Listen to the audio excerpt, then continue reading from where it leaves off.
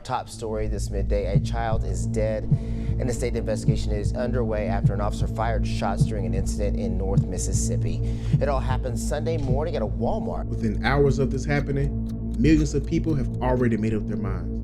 But after reading the official statements and putting the timelines together, there are a few key facts that are being completely left out. Let's get into it.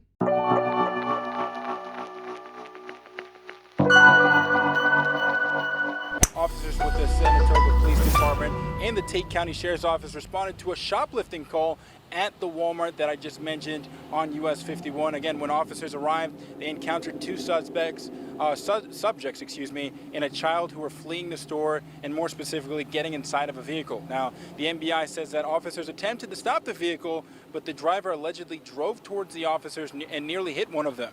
Now, an officer then fired his weapon in response to that, and the vehicle left the scene. Now, authorities say that the occupants later arrived at a local hospital where a child was pronounced dead and another person was critically injured.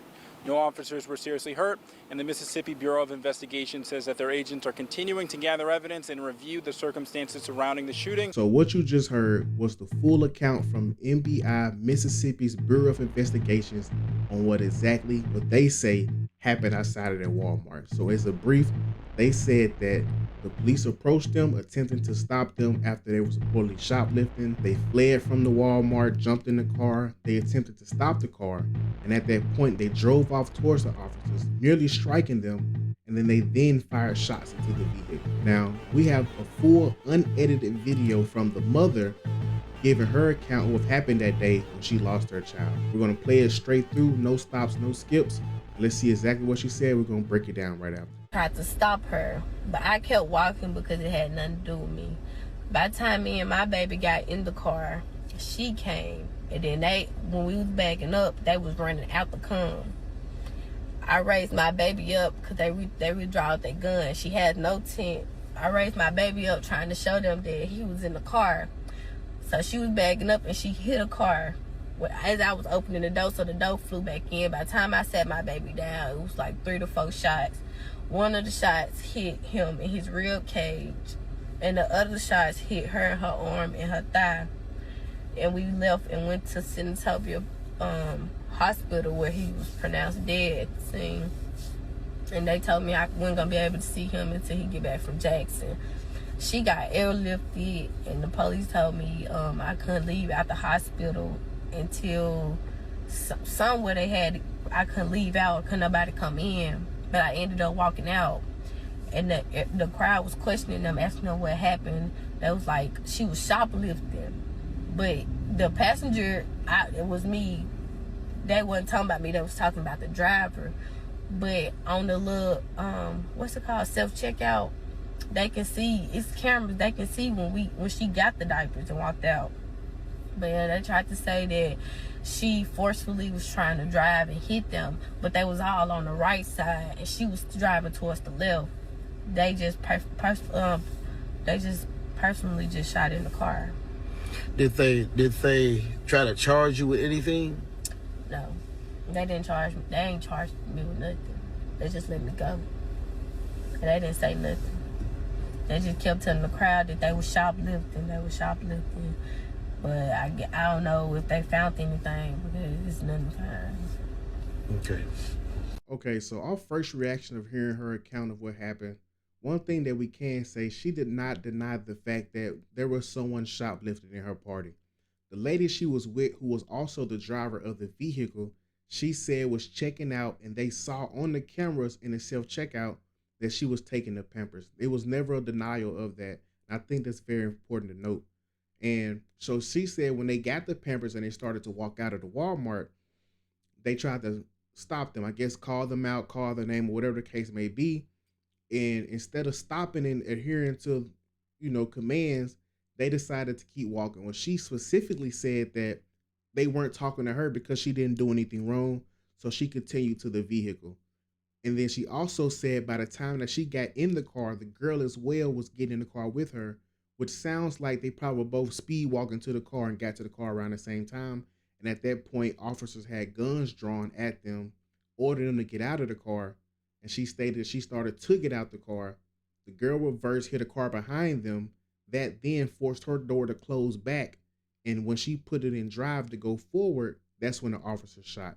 Now let's compare the timelines between what NBI says and what she says. So a few key points I want to look at where both stories overlap, meaning that where we have similarities between the official report and the mother's account. What we know to be facts is that the officers encountered a group outside of Walmart, specifically outside of Walmart. They then got into a vehicle and an officer attempted to stop them from driving away. Gunfire was discharged and then the vehicle fled the scene. The child and the driver were shot. The child later died and the driver survived. Those are things that we know to be facts of this case. Now, where we have differences is where the stories kind of go different ways.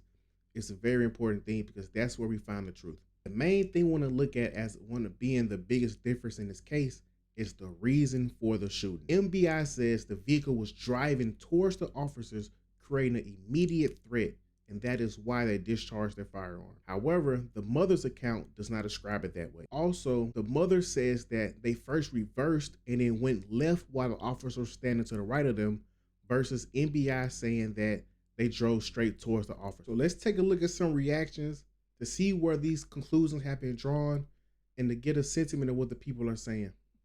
Listen, before we even get to talking, I would like to just read you some of these statements here. With a child, with a juvenile child, 2 adults fleeing with a child. So let's make something absolutely clear before we move on to talk about anything else, because I know a lot of y'all got a lot to say. The cops knew there was a child in that car and shot it anyways. Does that make logical sense to you? I need to know, do you think that makes sense for them to know a child was in that car and riddle it with bullets anyways? Because if that makes sense to you, please just go to my account, unfollow me, block me, because anything I say after this isn't going to matter anyways. Now let's start here. Walmart has cameras on the inside and the outside of the building. That is confirmed. They got cameras at the self-checkout where they said they caught the 2 women stealing. That's confirmed. They got a description of the 2 individuals they said they thought were stealing. That's confirmed. They got the make, the model, the license plate of the car of the people they said they thought were stealing. That's confirmed. They got all the information they could possibly need in case these people got away via vehicle. They can go and catch them later. But instead, knowing there was a child in the car, they shot into the car. Their excuse? She was using her car as a weapon. Now listen to me. I watch the media. I watch ICE. I watch the police in this administration lie about the last time they told me somebody used their car as a weapon. I saw the video with my own eyes, and they still continued to lie to me. And you know what they did? They shot her. They killed her. And you know what happened? Car kept rolling. Nothing was accomplished. Actually, it put more people in danger because the car got into an accident after.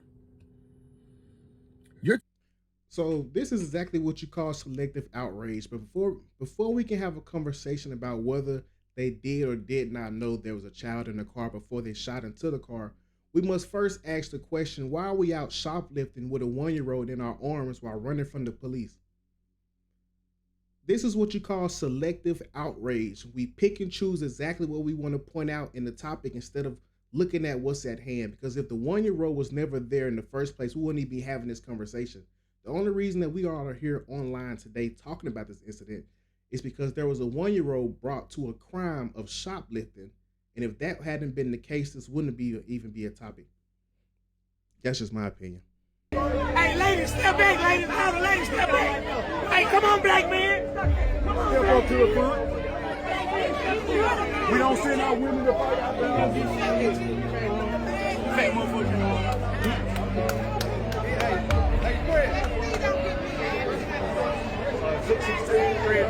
Hey, this is what you go. This is my buddy.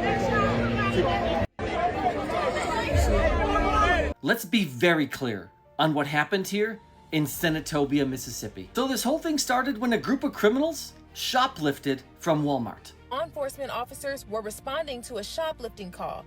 These criminals then unlawfully fled from police. Officers arrived, they quote, encountered 2 subjects and a juvenile child fleeing the store. This group of criminals then jumped into a car and drove towards a police officer while trying to evade arrest. That is a violent felony. Police say when they attempted to stop the vehicle, the driver drove in the direction of the officers, almost striking one. The actions of these criminals caused the officer to be in immediate danger, and the officer fired into the car in self-defense. Turns out that this group of freaks did all of this with a 1-year-old with them in the car. Tragically, the 1-year-old baby, Cohen Wiley, was struck and killed by the gunfire. It didn't have to happen this way. It could have been handled differently. Relative of those involved in the incident says she doesn't understand how a shoplifting call could lead to a child being shot.